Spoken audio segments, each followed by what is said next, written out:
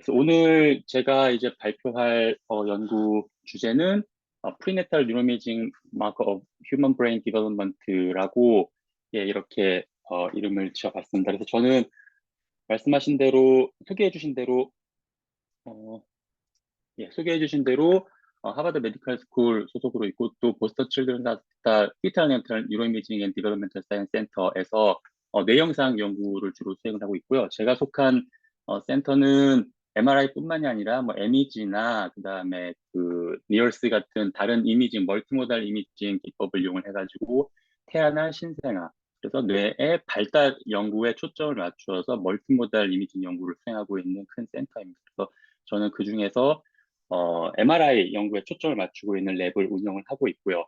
한 2010년도 초반 때부터는 발달에 초점을 맞추긴 했지만은 이제 성인 브레인이나 혹은 아이 브레인에도 연구를 하게 되었고, 그다음에 스트럭처럴 MRI나 뭐 디퓨전 MRI 같은 것들을 통해서 브레인의 코티컬 스트럭처나 그다음에 브레인 커넥티비티, 커넥톰 연구들을 주로 수행을 하다가 2015년부터 이제 그 랩을 빌딩을 하고 연구를 진행을 하게 되면서 그때부터는 한 이제 거의 한 10년 정도 가까이 되는 것 같은데 그때부터는 태아 MRI 연구에 주로 초점을 맞춰서 진행을 하고 있습니다. 그래서 오늘은 이제 제가 진행하고 있는 연구 중에 태아 MRI에 대한 간략한 개념과 그다음에 그것들을 어떻게 프로세싱을 하게 되는지 그리고 프로세싱 후에는 어떤 식으로 분석해서 최근에는 어떠한 분석 연구를 수행을 했는지 조금 약간 여러 가지 프로젝트가 진행 중이긴 한데 그중에서 조금씩 따다와서 약간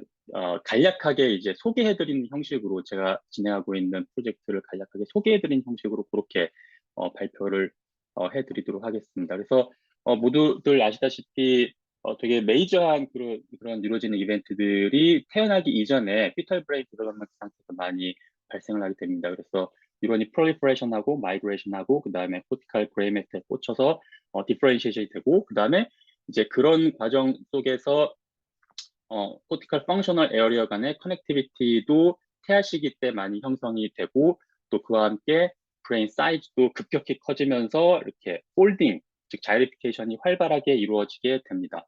그래서 이러한 그 브레인 디벨롭먼트에는 당연히 지네틱한 이펙트가 굉장히 많이 작용을 하게 되고요. 그래서 지네틱한 베리에이션에 따라서 코티칼의 펑셔널 에어리얼라이제이션이 바뀌기도 하고 그 다음에 그에 따라서 브레인의 커넥티비티의 형성도 지네틱한 이펙트를 굉장히 많이 받게 됩니다.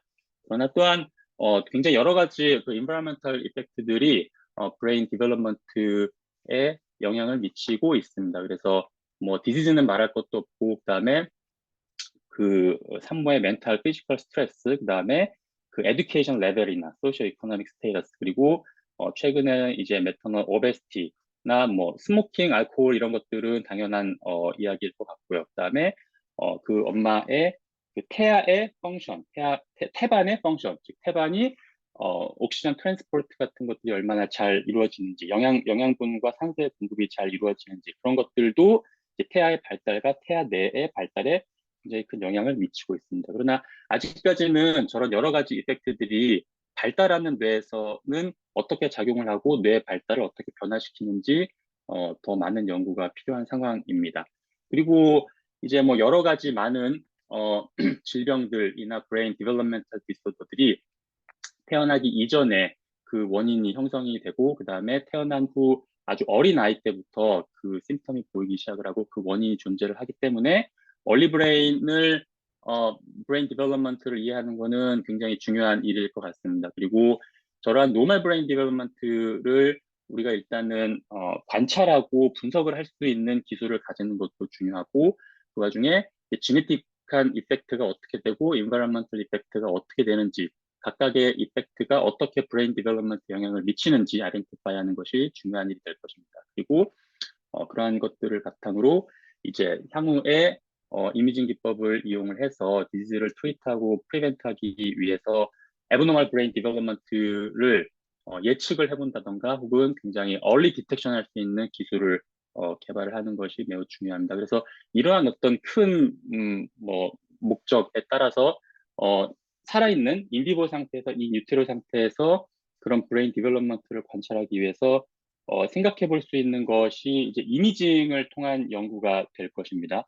근데 제가 이제 보고 있는 피탈 MRI가 기존의 많은 뭐 산모들이 클리니컬하게 아주 통상적으로 뭐 몇 개월, 몇 주쯤 되면은 이제 울트라사운드를 측정을 해서 뭐 뇌의 크기가 어떤지, 그 다음에 머리의 둘레가 어떤지, 그리고 뭐 어디서부터 어디까지 그 길이가 어떠한지 그런 어떤 심플한 바이오메트리를 측정을 해가지고 아이가 정상적으로 자라나고 있는지 없는지를 살펴보게 되는데 피탈 MRI를 활용을 하게 될 경우에는 울트라사운드보다 티슈 컨트라스트, 더 나은 티슈 컨트라스트를 제공을 할 수가 있게 되고, 그 다음에 더욱더 많은 스트럭처랑 펑셔널한 인포메이션을 제공을 할 수가 있게 됩니다. 그리고 최근에 한 2017년도에 어떤 그 기존 연구를 통한 그 메타 분석을 통한 결과들을 보면은, 얼트라사운드에서 그 확정된 태아에서 한 50% 정도에서 피탈 MRI를 통해서 볼 때 어디셔널한 어떤 인포메이션을 훨씬 더 많이 줄 수 있다라는 것이 보고가 되었습니다. 그래서 이제 저의 목적은 저런 그 피탈 MRI를 어떻게 잘 프로세싱을 할 것인지, 그러니까 잘 프로세싱을 하기 위함은 결국에는 비주얼하게, 퀄리테이티브하게 분석을 하는 것이 아니라 프로세싱을 통해서 수학적으로, 통계적으로 퀀티테이티브 어널리시스를 하기 위한 목적이고요. 그다음에 그렇게 잘 프로세싱된 데이터와 잘 개발된 어널리시스 메소드를 바탕으로 노멀, 애브노멀 브레인 디벨롭먼트를 어떻게 노멀에 비해서 에이티피컬한 브레인 디벨롭먼트가 그 패턴이 보여지는지를 캐릭터라이즈하고 그다음에 피탈 기간 동안에 측정한 브레인의 스트럭처가 나중에 태어난 후에 그 아이의 브레인 펑션과 어떤 코릴레이션이 있는지, 어떻게 프리딕션 해볼 수 있는지, 그러한 연구들을 수행을 하고 있고, 간략히 소개를 해드리도록 하겠습니다.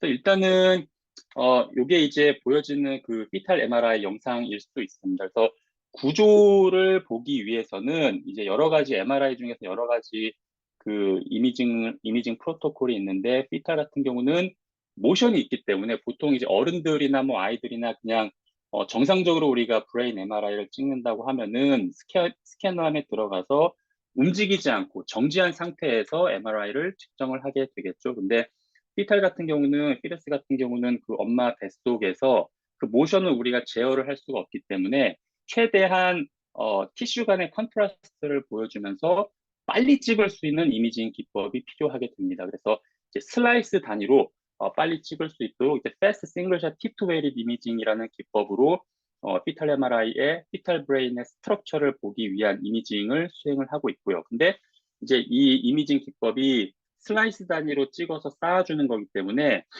당연히 찍는 동안에 그 아이의 모션이 있게 되면은 저런 식으로 이제 슬라이스 바이 슬라이스 모션이 영상에서 보여지게 됩니다. 그래서 요건 이제 그 XR 단면에서 찍었을 때 인플레인 방향에서 찍은 것들은 아나토미가 잘 보이게 되지만은 다른 뷰에서 봤을 때는 이 브레인의 스트럭처를 잘 볼 수가 없게 되죠. 그래서 멀티뷰로 XR로 찍고 세스탈로 찍고 코로날로 찍고 여러 가지 멀티뷰로 피탈 브레인을 이미징을 하게 됩니다. 그래서 원래는 이제 클리니컬한 목적으로 저렇게 의사들이 이제 레디올로지스트들이 여러 방향으로 찍은 데이터들을 봐서 브레인 스트럭처를 여러 방향으로 봤을 때 그 브레인에 어떤 문제가 있는지 그 진단이 용이하기 때문에 이런 식으로 이미징을 하게 된 건데 이제 이렇게 멀티뷰로 찍은 것이 추후에 퀀티테이티브하고 오토매틱하게 분석을 하는데도 굉장히 유용하게 쓰여질 수가 있습니다. 그래서 이렇게 여러 가지 방향으로 브레인 MRI를 스트럭처를 보기 위해서 이미징을 하게 됩니다.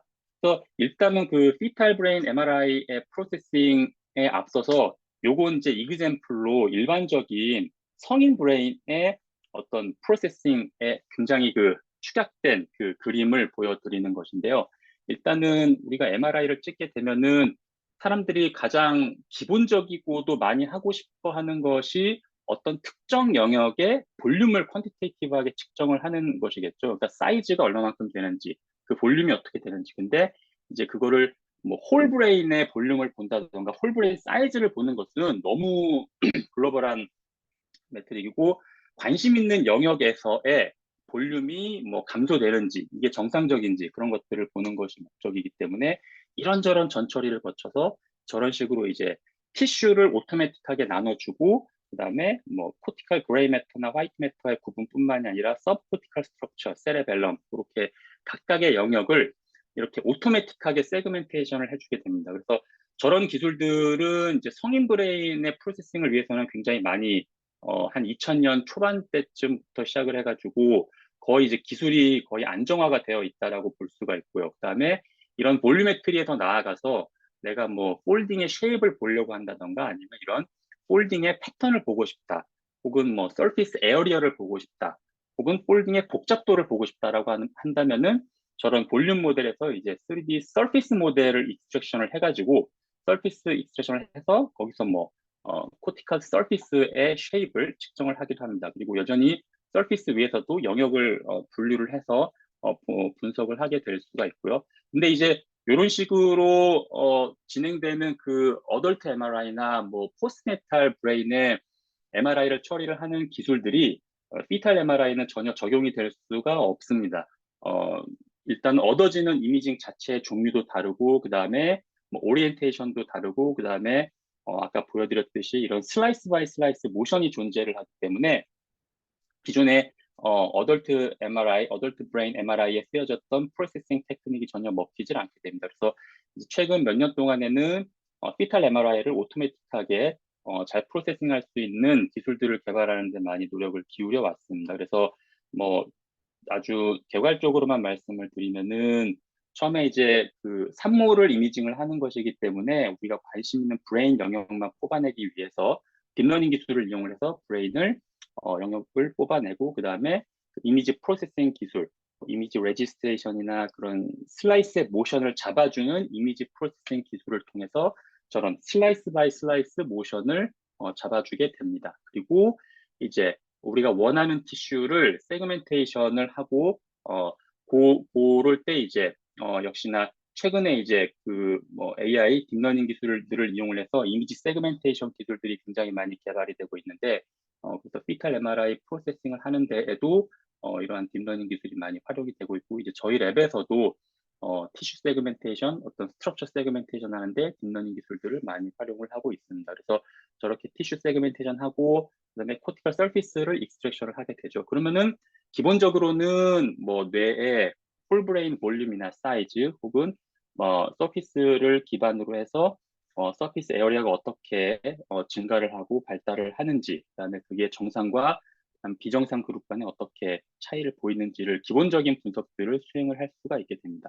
그래서 요거는 이제 그러한 그 프로세싱을 기반으로 나온 데이터를 가지고 분석을 했었던 것들을 그냥 간단히 예시를 통해서 노말 브레인에서 그 피탈 브레인의 코티컬 에어리어 그로스 패턴을 본 최근 연구를 간략하게 말씀을 드리면은 브레인이 이제 디벨롭을 할 때 이 코티컬 서피스 에어리어가 유니폼하게 발달을 하지를 않습니다. 그래서 그게 이제 진화론적인 것과도 연관이 되어 있고 그 다음에 각 영역의 어떤 펑션의 발달과도 연관이 되어 있는데 브레인이 디벨롭을 할 때 모든 영역이 유니폼하게 증가를 하는 것이 아니라 넌 유니폼하게 그 서피스 에어리어가 증가를 하게 됩니다. 그래서 가장 최초로 이제 많은 수의 브레인 MRI 데이터를 기반으로 인비보 브레인을 대상으로 해서 이제 어떤 영역이 조금 더 빨리 증가를 하고 어떤 영역이 조금 더 천천히 증가를 하게 되는지 태아 상태일 때 브레인 디벨롭먼트가 어떻게 되는지를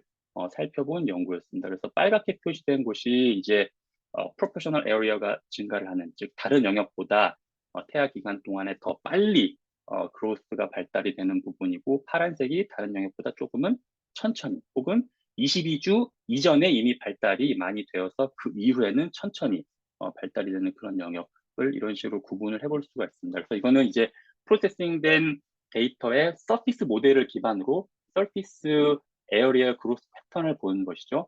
그리고 뭐 다른 연구로는 이제 진행하고 있는 NIH 과제 연구로는 그 컨젤리트 하트 디지즈에서 프리네탈 코티컬 디벨롭먼트가 어떻게 되는지 그리고 그 환자 군에서 지네틱한 혹은 헤모다이내믹 이펙트가 코티컬 디벨롭먼트에 어떤 영향을 미치는지를 본 연구를 간략히 소개를 해드리도록 하겠습니다. 그래서 보통 컨젤리트 하트 디지즈인 경우 심장에 문제가 있는 것이기 때문에 그 뇌로 전달되는 혈류에서 세레브럴 블러드 플로우나 세레브럴 옥시지네이션이 떨어지게 됩니다. 그래서 그런 이유로 이미 태아 시기 때부터 선천성 심장병을 가진 아이의 뇌 발달에 문제가 되고 태어난 후에 그 아이의 어떤 그 뉴로디벨롭멘탈 아웃컴을 추적을 해보게 되면은 애브노멀인 경우가 굉장히 많습니다. 커그니션이 일반인보다 안 좋다던가 뭐 어떤 다른 브레인 펑션의 그 레벨이 떨어진다던가 그런 경우가 많이 있는데 이제 이 연구는 그 CHD에서 congenital heart disease에서 프리네탈 코티컬 디벨롭먼트가 어떻게 다른지, 그다음에 지네틱한 해보다는 이펙트가 어떻게 다른지를 보는 것이고,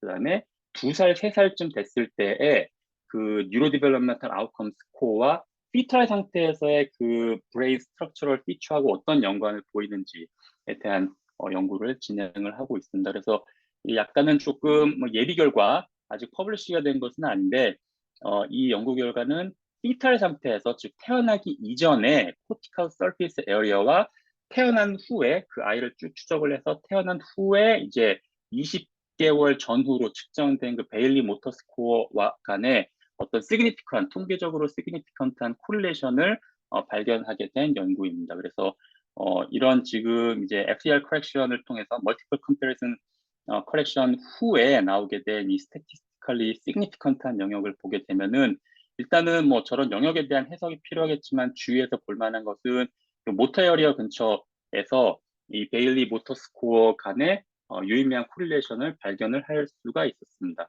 그러니까는 저 영역이 모터 펑션에 관련된 저 영역이 피털 상태에서 발달이 조금 느리다거나 혹은 정상과 비교해 봤을 때 조금 떨어지게 되면은 이제 태어난 후에 아기가 이제 20개월 뭐 그쯤 됐을 때 측정된 그 뉴로 데벨롭멘탈 모터 스코어 간의 코릴레이션을 보이게 되는 것이죠. 그러니까 약간의 향후에 그 아이의 브레인 펑션을 태아 MRI 이미징 피처 정량적인 분석을 통해서 조금 예측을 해볼 수 있는 포텐셜이 있다. 그렇게 결론을 내려볼 수가 있을 것 같습니다. 그리고 피탈 브레인 같은 경우는 성인 브레인이나 다자란 브레인에서는 보여지지 않은 어떤 트랜전 컴파트먼트가 있죠. 그러니까 발달하는 동안에만 보여지는 그 임시적인 어떤 구조, 티슈, 스트럭처입니다. 그래서 제가 이제 그 여러 가지 티슈 스트럭처 중에 관심 있는 것은 당연히 이제 코티컬 그레이 머터로 성장하게 될 코티컬 플레이트, 뭐 그거의 볼륨이라던가 그런 시크니스나 이런 것들 당연히 이제 계속해서 보고 있는 영역이고 그 코티컬 플레이트 밑에 임시적으로 그 존재를 하게 되는 서브 플레이트라고 하는 영역이 있는데 요거는 살라모 코티컬이나 코티코 코티컬 파이버의 어떤 그 웨이팅 에어리어라고 알려져 있습니다. 그래서 거기서 어느 시기 동안 이렇게 기다리고 있다가 어느 시기가 되면은 코티컬 플레이트로 올라가서 커넥션이 이루어지게 되는 건데 나중에 서브 플레이트는 사라지게 되지만은 그 당시에 보여지는 서브 플레이트의 두께가 향후에 코티코코티컬 커넥션의 양을 반영할 수 있다라고 하는 연구들이 있어서 이제 현재는 그 코티컬 플레이트와 서브 플레이트를 이미지상에서 자동적으로 오토매틱하게 세그멘테이션을 하고 그 다음에 서피스 모델을 통해서 리저널하게 코티컬 플레이트와 서브 플레이트의 두께를 측정할 수 있는 그 기술 개발을 하기 위한 목적으로 이제 그랜트 프로젝트를 진행 중에 있습니다. 그래서 약간의 뭐 이것은 예비 결과인데요. 이게 피탈 브레인에서 이제 인비보상에서 코티컬 플레이트 시크니스에 변화되는 것들, 저렇게 칼라로 코딩된 게 그 값의 그 두께를 나타내게 되고 이제 나이가 지남에 따라서 떻게 코티컬 시크니스가 증가가 되고 영역별로 증가하는 패턴이 어떻게 다른지를 볼 수가 있게 됩니다. 그리고 조금 제가 이제 좀 여러 가지를 말씀을 드리게 되는데 기존에 이제 프로세싱을 통해서 저런 서피스 에어리어나 그다음에 어떤 피탈 브레인 레이어의 뭐 시크니스 이런 것들을 이제 서피스 모델로 분석을 할 수 있다고 하면 이제 그 브레인 서피스, 피탈 코티컬 서피스 모델을 바탕으로 폴딩 패턴을 분석을 해볼 수가 있습니다. 이제 피탈의 어떤 그 브레인의 폴딩 패턴을 보는 연구는 이제 제가 박사과정 이전부터 시작을 해서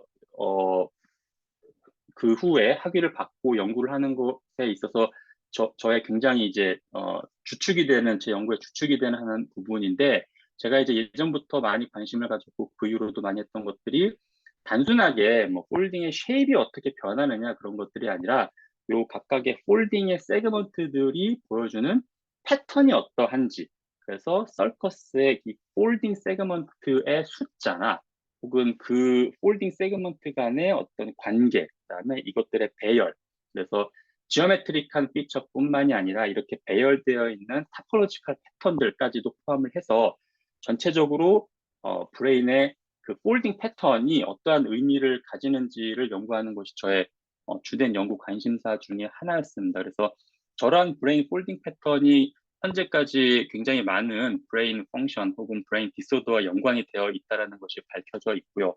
제가 이제 그것들 브레인 폴딩 패턴을 분석을 함에 있어서 정량적으로, 그러니까 기존에는 그냥 정성적으로 패턴을 눈으로 보고 이렇게 분류를, 카테고리를 나누게 되는 거죠. 그래서 뭐 스페럴 템포럴 서커스 같은 경우 이런 사람은 그냥 하나로 쭉 이어져 있는데 이 사람은 두 개의 세그먼트로 이루어져 있고 이 사람은 세 개, 혹은 이 사람은 이렇게 조각조각난 네 개의 세그먼트로 나눠져 있다. 이런 식으로 패턴을 눈으로 보고 분류를 하는 것에 그쳤다면은 제가 이제 어 굉장히 오래전에 수행을 했었고 그 뒤로도 이때까지 이어져고 있는 연구는 저것들을 그래프 형태로 표현을 해가지고 정량적으로 분석을 할 수 있는 기술을 개발을 했었던 것이었습니다. 그래서 이제 그 브레인의 폴딩 패턴을 그래프 스트럭처로 만들어내고 그다음에 두 브레인 간의 이 그래프, 서클 그래프 스트럭처를 비교를 해서 그 시뮬레러티를 측정을 하는 그런 기술을 개발을 했었고 그 이후로 이제 굉장히 많은 그룹에 적용을 해서 아직까지도 브레인 폴딩 패턴 연구를 수행을 하고 있습니다. 그리고 이제 그 기술을 음, 페어브레인에 적용을 해서 뭐 폴리마이크로자이리아나 혹은 에이제니시스 오브 코퍼스 캘로슴 같은 그런 그 피탈 브레인에서 에브노멀한 브레인 폴딩 패턴을 정량적으로 발견을 해낼 수가 있었습니다. 그리고 이 브레인 폴딩 패턴이라는 것이 왜 그러면은 중요하고도 재밌는 피처이냐라고 하면은 로컬한 어떤 폴딩의 쉐입이나 볼륨이나 혹은 뭐 그런 것들은 태어난 후에도 쉽게 바뀔 수 있지만은 저거는 사람의 그 핑거프린트, 지문과도 같은 피처여서 메이저한 폴딩 패턴은 태어나기 이전에 모두가 다 형성이 되고 태어난 후에는 그 메이저한 폴딩 패턴이 바뀌지 않습니다. 그렇기 때문에 이 브레인 폴딩 패턴이 뉴로 디벨롭멘탈 아웃컴, 브레인 펑션과 관계를 보인다라고 하면은 거꾸로 이것이 어, 이런 어떤 관계성이 이미 태어나기 이전에 브레인이 디벨롭되는 과정에서 형성된 것이다라고 생각을 해볼 수가 있는 것이죠. 그래서 최근에 수행했던 것들은 이제 벤트리큘러 메갈리 같은 케이스들, 즉 정상인에 비해서 이 벤트리클 사이즈가 남들보다 큰 경우, 그런 경우에 어, 이 브레인 발달의 이상 현상 때문에 콜텍스의 디벨롭먼트에도 영향을 미치게 되고 정상과 비교를 했을 때 이 브레인의 서커스 폴딩 패턴이 바뀌게 되는데 이 피탈 상태에서의 서클 패턴과 그 다음에 태어난 후에 18 month developmental outcome, 뭐 랭귀지나 behavioral function을 봤을 때 이 벤트리큘러 메갈리 중에서 노멀한 아웃컴을 보이는 케이스와 그 다음에 디벨롭멘탈 딜레이를 보이는 케이스들을 비교를 해봤을 때 태아 상태에서의 폴딩 패턴이 다르다는 것을 발견을 할 수가 있었습니다. 그래서 이 폴딩 패턴이라고 하는 것이 나중에 그 아이의 펑션을 예측을 해볼 수 있는 태아 상태에서의 굉장히 중요한 피처다라고 생각을 해볼 수가 있을 것 같습니다. 그리고 이제 최근에는 이 연구들에 의해서 여러 가지 브레인 디벨롭먼트에 영향을 미칠 수 있는 팩터들을 연구를 하고 있습니다. 그래서 대표적으로 세 가지를 간략하게 보여드리면은 그 태반, 플라센탈 옥시전 트랜스포트의 이펙트를 본 연구를 수행을 했었고 또그 메타널 어비시티, 산모의 비만도 그리고 그다음에 산모가 임신을 하고 있는 기간 중에 혹은 그 이전에 오피오이드 약물에 익스포즈된 경우가 있으면은 이제 태아의 그 브레인 발달이 어떤지를 수행을 했었습니다. 그래서 플라센탈 펑션에 대해서 간략히 말씀을 드리면은 당연히 이제 아이에게 혈액과 그 영양분을 공급을 해주는 태반을 통해서 그것이 이루어지기 때문에 거기 이 플라센탈 트랜스포트 펑션에 문제가 생기면은 피탈 그로스에 문제가 생기겠죠. 그래서 플라센타를 통해서 옥시전이 트랜스포트 되는데 그것이 불충분하게 되면은 이제 피탈 브레인 디벨롭먼트가 비정상적으로 자라나게 될 수가 있습니다. 그래서 일단은 이게 조금 그 자세하게 설명을 드리면은 좀 많은 이야기가 될 수 있기 때문에 저 플라센탈의 옥시전 트랜스포트도 MRI 기법으로 인비보로 측정을 할 수가 있게 됩니다. 그래서 이 기술도 실은 굉장히 최근에 각광을 받고 있는 기술이고 최근에 활발히 플라센탈 이미징 연구가 그래서 많이 이제 수행이 되고 있는데요. 산모에게 MRI를 찍는 동안에 정상적으로 호흡을 하게 되고 그다음에 하이퍼 옥시지네이션 된, 즉 산소 포화도가 높은 그 산소를 이제 흡입을 하게 해서 그렇게 블락으로 정상적인 그 호흡 하이퍼 옥시지네이션 그다음에 노목시아 하이포옥시아 이런 식으로 블락 디자인을 주게 되고 그거에 따라서 그 플라센타에서 그 플라센타로 통하는 그 블러드의 그 혈액의 어떤 그 산소 포화도를 간접적으로 측정을 할 수 있는 그 MRI 기법을 통해서 그 요 산소 포화도가 어떻게 되는지, 그 시그널이 어떻게 되는지를 측정을 할 수가 있게 됩니다. 그래서 이게 정상적으로 호흡할 때와 그다음 하이포옥시아가 주어졌을 때 시그널의 변화가 보여지게 되죠. 그래서 조금 간단히 말씀을 드리면은 그 이 시그널이 이렇게 증가를 하게 되는데 증가를 하는 속도를 측정을 하는 것이죠. 그래서 플라센타의 옥시전 트랜스포트 펑션이 노말이면은 저 시그널이 증가를 하는 것이 굉장히 빠를 것이고 플라센타에 문제가 있어서 이 트랜스포트 펑션이 원활하지 않으면은 저 시그널이 증가를 하는 게 굉장히 느릴 것이다.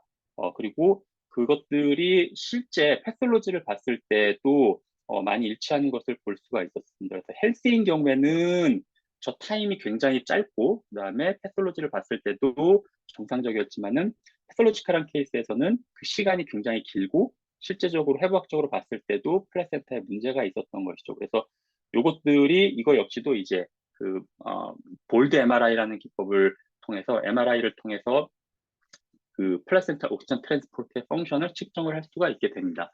그래서 이 전체적인 스터디의 디자인은 트윈 스터디고요. 왜냐면은 우리가 보고 싶은 거는 플라센탈 옥시전 트랜스포트 펑션의 이펙트를 보고자 하는 것인데 트윈이 아니라고 하면은 다른 매터널 이펙트들이 굉장히 많겠죠. 그다음에 지네틱한 이펙트도 있고 그래서 트윈일 경우에는 아주 일란성 쌍둥이인 경우에는 지네틱한 것도 동일하고 그다음에 똑같은 엄마 뱃속에 있기 때문에 뭐 매터널 이펙트나 인바이러먼트 이펙트가 아주 동일하게 됩니다. 그렇기 때문에 내가 플라센탈 트랜스포트 펑션의 이펙트만 보고자 한다면은 굉장히 최적의 분석 코호트가 될 수가 있습니다. 그래서 트윈 간의 그 서피스 브레인 MRI 프로세싱을 통해서 이제 서피스를 익스트랙션 하게 되고 그다음에 플라센탈 트랜스포트 펑션을 측정을 하게 됩니다. 그래서 요 측정된 이쪽의 시그널과 그다음에 스트럭처럴 MRI를 프로세싱해서 얻게 된 것들을 통해서 뭐 코티컬 볼륨이나 에어리어나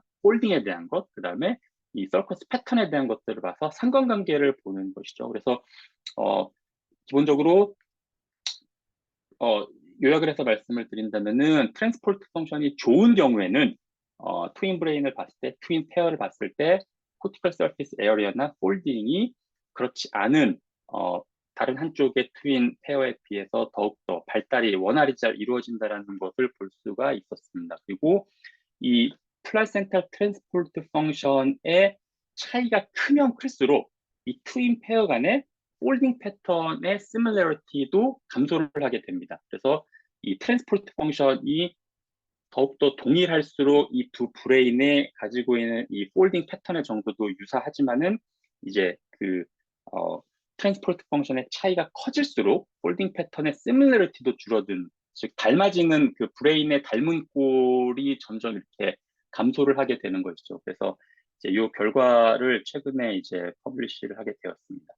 그리고 매터널 오비시티 같은 경우도 최근에 밝혀진 바로는 이제 엄마가 좀 비만도가 높을 경우에는 그 아이의 발달, 브레인의 발달에도 영향을 미치고 태어난 후에 그 아이들을 봤을 때 커그니티브 퍼포먼스나 풀 스퀘어 IQ 이런 것들이 별로 좋지 못하고 그다음에 ADHD, AC 심텀 스코어가 정상분에 비해서 높다라는 것이 밝혀진 적이 있었습니다. 그래서 이제 요 코홀트에 대해서도 저희가 서커스의 브레인의 폴딩 패턴 연구를 봤을 때 정상에 비해서 하이 BMI, 하이 그 어베시티가 있는 그 산모의 태아의 브레인의 폴딩 패턴이 typically developing하고 있는 피탈 브레인의 폴딩 패턴하고는 다르다라는 것들을 보여주게 되었습니다. 그리고 분석 관련해서는 마지막으로 이제 최근에 뭐 오피오이드 약물에 대한 문제가 미국에서도 굉장히 심각한 상황이죠. 그래서 최근에 이제 멀티 사이트로 데이터들을 얻어들여서 엄마가 오피오이드 익스포즈 됐을 때 피탈 브레인의 디벨롭먼트가 어떤지를 살펴보았을 때 뭐 볼륨이나 혹은 서피스 에리어, 그다음에 홀딩의 깊이, 그다음에 뭐 홀딩의 복잡도 이런 것들이 브레인 디벨롭먼트가 정상군에 비해서 굉장히 많이 샘플 수가 그렇게 많지 않음에도 통계적으로 일관적으로 유의미한 그런 결과들을 볼 수가 있었습니다. 그리고 요거는 앞서 보여드린 결과랑 비슷하게 홀브레인에 대한 어떤 평균적인 매저를 본 것이 아니라 이제 브레인의 각각의 그 영역별로 리저널한 분석을 통해서 본 것이죠. 그래서 리저널한 영역을 봤을 때 오피오이드 익스포즈된 피탈 브레인에서 이러한 영역에서 정상군에 비해서 지금 발달이 잘 더뎌지고 있다라는 것들을 보여주는 결과입니다. 예. 지금 시간이 어떨지는 모르겠는데 요거는 제가 시간이 남게 되면 또 간략히 설명을 해드리려고 했던 건데 최근에 그 피탈 브레인 MRI 프로세싱 어널리시스 쪽도 그렇고 뭐 메디컬 이미지 쪽 모두 딥러닝 관련한 연구가 많이 수행이 되고 있죠. 그래서 기존에는 이제 MRI를 프로세싱하고 분석을 해서 이런저런 분석 연구를 수행을 했었고 최근에 저희 랩에서도 이제 딥러닝을 이용한 피탈 브레인 헬스 에스티메이션 그리고 디벨롭먼트 프리딕션 하는 연구를 수행을 하고 있습니다. 그래서 간략하게 이제 요거를 소개하는 것을 끝으로 프레젠테이션을 마칠 수 있을 것 같은데 일단은 최근에 이제 피탈 브레인뿐만이 아니라 그 브레인 MRI를 통해서 브레인 에이지를 에스티메이션하고 프리딕션하는 연구가 많이 진행이 됐습니다. 그래서 우리가 가지고 있는 크로놀로지컬한 에이지가 아니라 뭐 건강을 측정하기 위해서 뭐 당신의 신체 나이가 어떻다라고 얘기를 하는 것처럼 브레인 에이지가 어떻다라고 이야기를 하는 것이죠. 그래서 브레인 에이지를 측정을 딥러닝이라는 기술을 통해서 브레인 에이지를 측정을 할 수가 있게 되고 그거는 이제 기존에 가지고 있는 MRI 데이터를 가지고 학습을 하는 것이죠. 학습을 하고 이제 새로운 데이터가 들어왔을 때 너의 뇌의 나이는 얼마야? 라는 것들을 딥러닝을 통해서 이야기를 해줄 수가 있게 됩니다. 그래서 그렇게 estimated 된 brain age와 실제 내가 가지고 있는 chronological age의 차이가 그 브레인의 헬스를 측정을 할 수 있는 어떤 하나의 이미징 피처가 될 수가 있는 것이죠. 그래서 성인 브레인에서 이제 그런 연구들이 많이 진행이 됐었고 저희도 최근에는 피탈 브레인을 대상으로 그냥 거의 로 데이터 수준의 것이 입력으로 들어오면은 이제 학습된 딥러닝 모델을 기반으로 해서 그 피탈 브레인의 에스티메이트된 브레인 에이지를 측정을 할 수가 있는 그런 기술을 개발을 했습니다. 그래서 뭐 응용 연구로는 지금 다양하게 뭐 벤트리큘러 메갈리나 혹은 브레인 디소더가 있는 그 피터스의 이런 기술을 적용을 해서 저런 predicted age difference가 정상군과 많이 같은지 다른지를 보고 있는 연구를 수행 중에 있습니다. 그리고 요거는 이제 조금 퓨처 워크이기도 하고 제가 굉장히 관심이 있는 부분인데 단순히 피탈 상태에서의 브레인의 어떤 피처를 측정을 해서 팔로우업을 하고 그 다음에 향후 미래의 뉴로디벨롭멘탈 아웃컴과의 콜레이션을 보는 것에서 더 나아가서 실제적으로 이 브레인이 어떻게 디벨롭을 하게 되는지 브레인의 그 스트럭처 자체를 이제 프리딕션을 하고자 하는 것을 딥러닝 기술을 통해서 그렇게 프리딕션 하고자 하는 것을 목표로 삼고 있습니다. 그래서 크기도 작고 폴딩도 이루어지지 않은 브레인이지만은 딥러닝 모델의 학습을 통해서 어드밴스된 딥러닝 모델 학습을 통해서 프리딕티드 된 어떤 향후에 몇 주 이후의 브레인의 스트럭처 그런 그 형태를 예측을 하는 그런 연구를 현재 수행 중에 있습니다. 그래서 뭐 이제 끝으로 말씀을 드리면은 이제 앞서 말씀드린 여러 가지 피탈 MRI 그다음에 브레인 분석, 뭐 프리딕션 그런 것들을 하기 위해서 데이터가 굉장히 중요하겠죠. 그래서 현재는 라지셋, 그다음에 멀티사이트, 롱기튜디널 데이터, 그리고 지네틱, 엔바이러먼털, 메터널 팩터들을 모두 얻어들일 수 있는 그런 데이터 어퀴지션을 추구를 하고 있고요. 그리고 그러한 분석이 되었던 혹은 뭐 딥러닝 모델을 개발하던 간에 굉장히 오토매틱하고 릴라이어블한 프로세싱의 기술의 개발, 그런 파이프라인의 구축이 굉장히 중요한 상황입니다. 그리고 그렇게 잘 처리된 데이터와 릴라이어블한 어널리시스 메소드나 학습 모델을 바탕으로 해서 피털 브레인의 스트럭처를 정확하게 캐릭터라이즈하고 퀀티피케이션하는 것, 그래서 얼리 디텍션이 가능하고 그다음에 디텍션을 함에 있어서 센시티비티, 높은 센시티비티를 보여줄 수 있는 그런 기술 개발이 매우 중요합니다. 그리고 나중에 결국에는 이제 가장 어떻게 보면 어렵고도 굉장히 어토매틱한 돌이 될 수 있는 건데 브레인 디벨롭먼트의 예측, 그다음에 브레인의 펑션의 예측, 태아 상태에서 얼마나 어, 이른 상태에서 정확하고 릴라이블하게 향후 브레인 디벨롭먼트와 펑션을 예측할 수 있는지 그런 것들이 파이널 골이 될 수가 있겠습니다. 예, 또 제가 피털 브레인 제가 수행하고 있는 연구와 그런 거에 관련한 것을 소개하는 내용은 여기까지입니다.